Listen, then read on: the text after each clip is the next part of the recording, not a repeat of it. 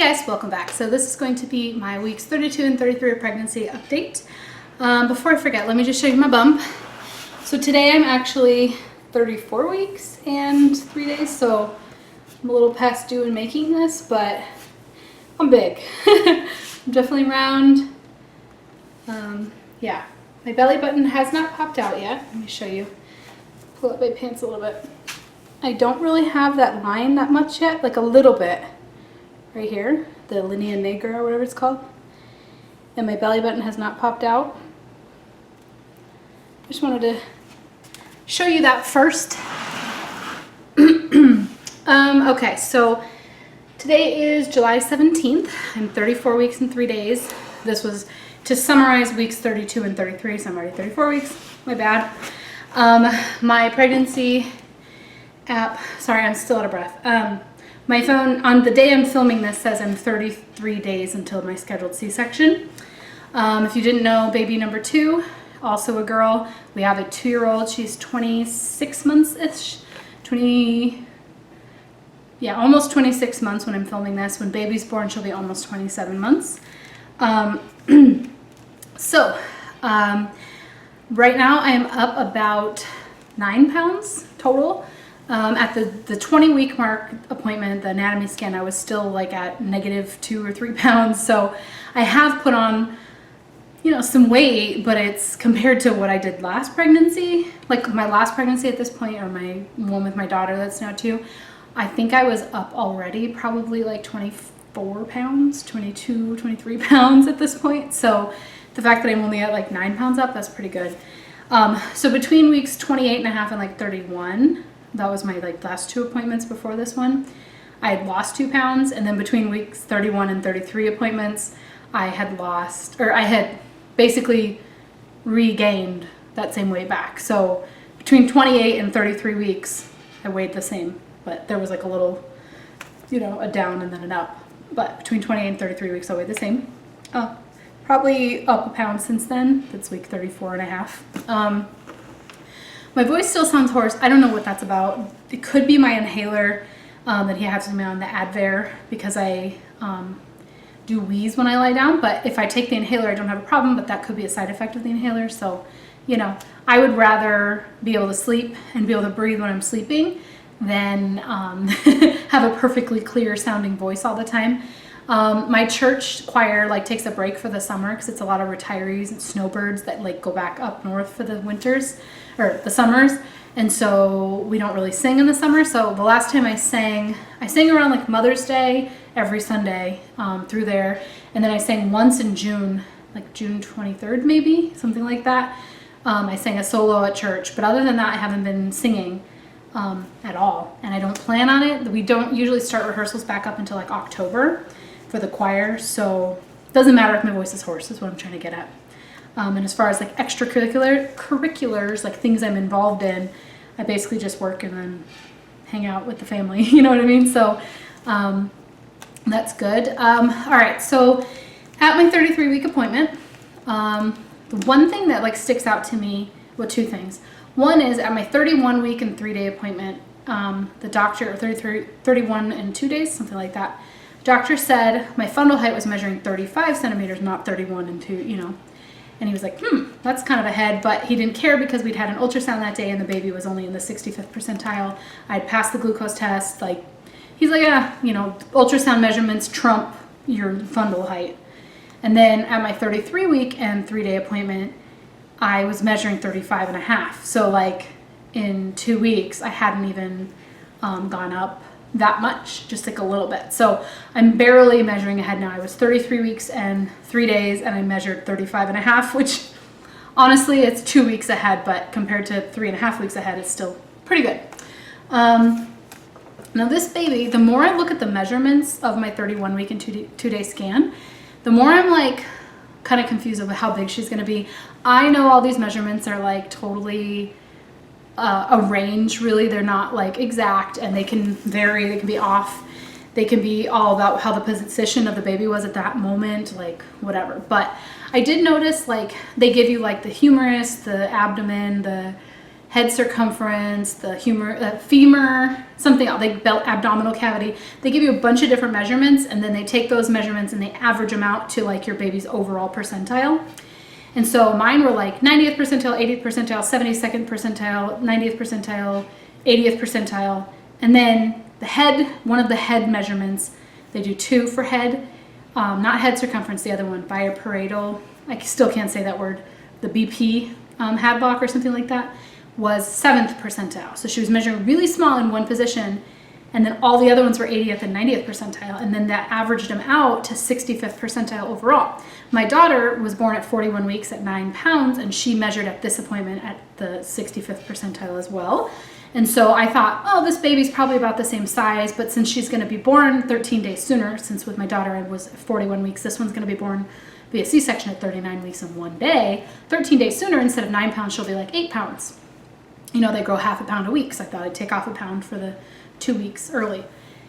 But the more I think about it, the more I think this baby's going to be huge. And like I said, C-section doesn't really matter. Like, I'm not like having to push her out or anything, but at the same time, like, dang girl. So the doctor wasn't concerned with that 7th percentile measurement of the head, because the other head circumference measurement was like normal, like 56, 60 something percentile. And he said that could have just been like the baby was in a weird position, or she was like really low in my pelvis, or like they couldn't get a good measurement. So he wasn't worried. Like, I saw the measurement and I was like, oh my gosh, she's measuring 2 weeks behind in her head. And he was like, no. The other head measurement was like totally normal or above average size. So you're fine. Like, don't worry about it. The more I thought about it, I was like, if we ignore that head measurement, that one thing that was 7th percentile, all the other ones were super high. And so that kind of makes me go, Like, for example, 90th, 83rd, 80th, 55th were the other 4 measurements, percentiles. 90th, or 91, 83, 80, 55 percentiles. And then 7. So if you ignore that 7th percentile number, guys, she's gonna be big. Anyway, that was just something I had been like over analyzing probably on the last ultrasound measurements like that I had. And I was like, oh my gosh. The only reason I have those measurements is because I actually took a picture of the screen during the ultrasound when the tech was like entering numbers. I was like, just took a picture. Anyway, how have I been feeling? I'm still sleeping okay. Like, I'm getting up 3 or 4 times a night, usually to pee, but I've tried cutting off my liquids after dinner, like after 5 p.m. and I go to bed at 9. That didn't seem to do anything. I have tried, drinking more during the day and then stopping in the evenings, but it doesn't make a difference. So I just drink when I'm thirsty. And I definitely drink more than I should probably, but like, I can't help it. I do this cup, like a red Solo cup, or, another cup of this similar size. I think these are 16 ounces. I fill it all the way up with my Opal Nugget ice. Let me just show you what that looks like so you guys can get an idea. They're just little soft ice cubes, really small and soft.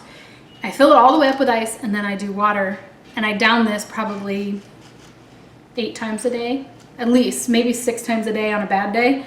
And then I do allow myself 1 time with limeade. It's like what's it called? Simply brand, Simply Limeade, and they sell it in like the refrigerator section by the milk with the juices. I do fill it all the way up with ice, and then I get limeade, which probably only has about that much limeade in my cup, but it's like, I don't know, 30, 40, 50 grams of sugar in there, but it's like Simply, it's supposed to be not like all the additives. But yeah, it's a lot of sugar, but I allow myself to do that once a day. And then my coffee once a day. So I drink a lot of water. I'm definitely thirsty. I definitely want to chew ice constantly. Like, if it didn't have bad effects on my body, like, I'm not worried about my teeth because it's really soft, like super soft ice. What I am worried about is that it makes me uncomfortable in my stomach. Like, I have to pee so much. It's like the moment I empty, I have to go pee again. And I don't like that feeling, like peeing a little bit, like in your pants. Like, I have to pee. I feel the pressure. Like, the baby will move one little movement and I'm like, oh, and I just feel it. And it's like, dang, uncomfortable in my bladder. And I gotta go right then. Yeah, like, I'll leave the house. I'll go to the bathroom before I leave the house. I'll drive 5 minutes to Walmart. Then I have to go to the bathroom when I get there. I can't finish my shopping. I have to go before I leave. Then I have to like leave the stuff in the car when I get home and go to the bathroom before I unload the car with all the stuff to the kitchen. You know what I mean? Like, I gotta pee a lot. That's my point. So I don't know if that's because I'm pregnant or just because I'm drinking a lot of water and ice and, you know, I just really want fluids, or if it's because it's 115 degrees here in Phoenix and it's hot and I want to drink. It just feels good. I've also really been loving my lavender Epsom salt Dr. Teal's baths and swimming. Our swimming pool was 94 degrees yesterday when we went in. So it wasn't exactly cold. It wasn't exactly cool or super duper refreshing. It was just like cooler than outside. The only way you actually felt cool is if you got in the water and then you got out and your like torso felt the cool air. But your body was warm in the bath. It's like you were in a somewhat warmish bath. It was so weird. 94 is like not your body temperature, so it is a little cool. It was weird, but the outside without being in the water is like unbearable, you know? Like it's like opening the oven and just standing in front of it, or like behind a bus. It's like, or the sewer is like steam, you know? It's bad out here. So bad, but it's brief, you know? I think this next week it's like 107 is like the average high, so woo. Anyway, I'm feeling okay. Like I said, I'm sleeping okay. I am kind of swollen and I do swell when I do too much and when I move too much. But another symptom lately is that, like if I walk to get the mail, which is about, I don't know, 3 houses down the street, maybe 4, and at a slow to medium pace, I start having Braxton Hicks contractions. Like I can't walk that much anymore. And maybe that's because of the heat. Maybe it's because I haven't been walking as much, but I can walk around Walmart like a slow pace, you know, kind of browse and take my time walking and I'm fine. But if I like try to go on a walk, like with my daughter in a stroller, the dog, my husband, and like we'll try to walk, I'm like out of breath. I get contractions. Braxton Hicks, nothing painful. Oh yeah, I did want to mention at my 33 weeks and 1 day, was before my 33-week appointment with my doctor, I lost part of my mucus plug and I was like, am I going to have this baby soon? But doctor said he wasn't worried, that it can regenerate itself. Don't worry about it. And that to let him know if it was like, if I started getting cramping or like, you know, real contractions, then that was okay. But no, but otherwise I haven't had anything in that. It's been about a week and 3 days, a week and 2 days since that happened. And I haven't had anything. Also, I asked, where at the hospital exactly do I go? Because I'm actually giving birth at a different hospital, like down the street, like within 5 miles of the other one that I gave birth at a couple years ago. And he goes, okay, go to this place, go to this parking lot. He's like, I recommend you go now when you're feeling fine. And it's just like, it was within a mile of his doctor's office. He's like, just drive down there, go to the parking lot, find the signs. You're looking for this, and then if it's after hours, you're looking for this. And so we did that. Right after my appointment, we left the office, we drove the mile to the hospital, learned which entrances to go in after hours or during hours, maternity, you know, the labor and delivery versus like ER and all of that, and buzz you in and how they'll let you in. So I now know where to go at the hospital. We decided not to do a hospital tour because, to me, we did one at my other hospital 2 years ago, and they did a lot about the labor room and the delivery room. And I'm not going to be laboring, you know what I mean? I'm just going to have a scheduled C-section. So I feel like if I go on a group tour, it's not going to be the same, and they're going to like focus a lot on that. And what I really want to know is, and I've seen an OR, I had a C-section before, I just want to know, like, what do I get for free? Like, what are you going to give me? What are my postpartum rooms, the recovery rooms going to be like? But it's like, it's probably the same, because my sister had a C-section at a different hospital 3 months before me. I had a C-section at a different hospital 3 months later. And then this is a different hospital, and they were all, one was a Dignity Health, one was a more religious hospital, and one was a Banner. So like 3 different big hospital chains. So I'm sure I've seen 2 other chains nearby in the area, and I know like what they gave her for a free gift, and I know what I got at my other hospital. It's a free gift, like a onesie with the bag and a little blanket and, you know, stuff for the baby. So if I don't end up touring this hospital and I go into labor, oh well, you know. I did ask the doctor, like, what if I go into labor? How do I know when to go? Because when you're expecting a vaginal delivery, they're like, okay, 1 minute long contractions every 4 to 5 minutes for an hour, then you can come in. or if your water breaks, or if this happens. And so I asked him, I'm like, when do I come in if I'm expecting the C-section? Obviously the goal is August 19th, 39 weeks, 1 day. I go in at 10:30, at 12:30 I'm on the table, by 1 o'clock I'm holding my baby, 3 p.m. I'm in recovery. And that's the plan. But if I go early, before 39 weeks and 1 day, what do I do? You know, how do I know when to go? He says, you can have a contraction an hour. You can have contractions for an entire day if they're like not regular and not whatever. He says, when I want to know is when you're having them consistent timing, back to back, you know, and they hurt. Not like Braxton Hicks where your belly just gets tight and then it relaxes. Sorry, my nose has been itchy this entire time. But yeah, so he's just kind of like, tell me if these are happening. And the frequency of appointments is increasing. So I would hope that I would have an appointment soon enough. You know what I mean? So like, for example, my next appointment, I'm 34 weeks and 3 days today. My next appointment is at 35 weeks and 2 days. And that leaves me with, sorry, my phone just went off. I'm looking at my calendar here. I don't actually have these following appointments scheduled, but so I go at 35 weeks and 2 days. Then I'll go at 36 and a half weeks probably. Then I'll go at 37 weeks, 38 weeks, and then the baby. 39 weeks and 1 day. At my next appointment at 35 weeks and 2 days, they're going to do the strep B swab and the a cervix check, which I was kind of debating. He's like, you don't have to do it. I don't require it, but if you're already going to be undressed and I'm already going to be down there, you know, like, why don't you just let me check if you're dilated at all? And I was kind of debating it. So here's why. It's because last time I had a baby, I had cervix checks at least 3 times, probably because I went to 41 weeks. I think they checked me at like 38, 39, and 40 or something like that. And I got 2 membrane sweeps, which did not put me into labor. And they ruptured my water manually, just with their fingers. And I got chorioamnionitis, which is like an infection of the uterus due to like bacteria entering. It's almost as if my water had been ruptured for 2 days, 3 days, or labored for 48 hours, but I hadn't, right? My water was broken by them, I would say it's 7 p.m. And by 8 or 9 p.m. I already had the fever and I was shaking and I had all these like symptoms. And so I'm not a natural person. Like I'm not one of those hippie people. I'm not crunchy mom where, you know, I want no intervention, like whatever. No, I want the meds. I want it all. But what I will say is they did all that. They got up in me, you know what I mean? And then I got an infection. So I like kind of don't want them to get up in there because what does it matter if I'm dilated? I'm going to have a C-section.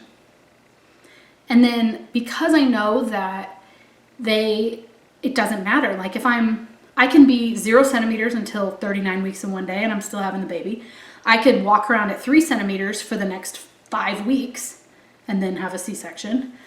And just be 5 centimeters, 3 centimeters for the next few weeks and have no indication. Or I can be at 0 centimeters today and 4 centimeters tomorrow or in an hour because I'm in labor. So like to me, why does it matter if I'm gonna have a C-section anyway? I kind of don't want them to check, but it hurts too. If you haven't had a cervix check or a membrane sweep before, don't recommend it. I don't want to be back. I don't want to go into labor on my own. I would really rather just stick to the plan. So I'm going to let him since he's already swabbing, but when he asks me for my 36 week, my 37 week, my 38 week appointments, I'll be like, do you have to? Like, I guess. Like this guy has seen you know, like he did my DNC when I had a miscarriage. Like he's done transvaginal ultrasounds where they do the wand internally. Like it's not about getting naked. It's just, I don't really want all that exposure, bacteria and stuff that happened to my baby because at birth last time, first of all, in labor, I was like shaking and like, it was terrible. And I had an infection, you know, my placenta came out in like 100 pieces and that was obviously bad. And then my baby also, you know, had to go to the nursery and get an IV and stay away from me for a while to get her antibiotics. And she had to go in every 4 hours and get a whole bag of fluids into her because of this IV. So like, I don't really want to get this infection again. And I asked the doctor, like, what are the chances that I'll get it again? And he said, since I'm not going to let you labor for long, very, very, very low. I'm like, okay. So I don't know. Would you guys get checked? Like if he asks me at every appointment, would you say yes or no? Like, what does it matter? I don't know. I don't want to be one of those like hippie people who's like, I don't want medical intervention. Like seriously, like I said, I want all the meds. Like if you can give me something to make me feel good, I want it. I want the epidural, I want a spinal, I want morphine, whatever you've got, I want it. If it's safe, you know. But this I just don't think is, I don't know. Anyway, that's my rant on that. Oh, I did want to mention also, my blood pressure has been perfect this entire pregnancy up through my 31-week and 2-day appointment. Like 120 over 80 or even under, like 115 over 7, day 4, like really perfect. But at this last appointment, it was high. So I told the lady, I do have like what they call like white coat syndrome, where I'm kind of anxious when I get to a doctor's appointment, and the first time they take my blood pressure, it's sometimes a little high, like 125 over 82. And then I'm like, do it again. And I like breathe, and I'm like more calm a little bit later in the appointment, you know, and they do it on the other arm. And then suddenly it's 111 over 74. And I'm like, okay. They're like, that's weird. The second time they take my blood pressure, even if back to back, I'm fine. Even if it's in the other arm, same person taking it, not a different cuff, you know, it's better the second time. So the first time she did it, it was 136 over 94. And I was like, do that again. And she's like, okay. And it's the same MA I've seen before. And she's used to my like, do it again. Like, whatever, okay, fine. And she has to sit there and manually squeeze the thing a gazillion times. But she did it on the other arm, and it did get a little better. It was like 133 over 90. So it was still high, but not like preeclampsia high, which I think is like 140 over 90. And that was just the one appointment. So I have I think the brand is Ormon, I don't know. The brand of the blood pressure cuff that I have at home. I have one of the wrist blood pressure cuff things, the machines. So I use that at home, and it's still high, but I don't think the machine's working because my husband's was high, and it errored out when my father-in-law tried to do it, and his is like consistent because he goes to the doctor all the time. He's 80. And so I don't think that was why. Like, I don't think the cuff is working, but I am curious to see at my 35-week appointment how my blood pressure is, because I suspect it's a little bit high. Now I know it's normal for it to be like slightly elevated at this point in pregnancy, but like this is the highest it's ever been, even with my daughter's pregnancy. Like I said, I went to 41 weeks and I never had a blood pressure problem. So I just got like a little tinge worried about my blood pressure, preeclampsia being like the main thing. But my doctor didn't even mention it when he came in the room. So I don't know if he either didn't see it in my chart or if it wasn't high enough to bother him. Maybe it has to hit that 140s before he's concerned. So if he's not worried, I guess I'm not worried. But at this next appointment, if it still is that high, I'm going to ask him, be like, did you notice my blood pressure? Like, is that a problem? Because I know then they do the urine test for like if your proteins are high in your urine. And then there's like, if it is or it isn't, there's 2 different types of blood pressure issues in pregnancy. And then sometimes they deliver early because of it, because it's like dangerous for the baby. And so I just wanted to like, I'm going to check again next time I go. If I go to like a Walgreens or my grocery store and they have the little machine, I'll probably just go ahead and do it, take my blood pressure. I know those things are not like 100% accurate, but if I can just get like a picture here and there of my blood pressure, then I will. Although when I go to the store, I'm usually with my 2-year-old, so it's like I'm not exactly relaxed and calm and sitting still, but if I can, I will. This is already a super long video. I'm trying to think if there's anything else I forgot to mention. Let me think.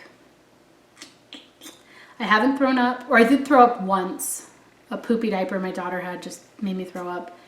And I had to clean my dog's water dish, and that makes me throw up because it gets so gross.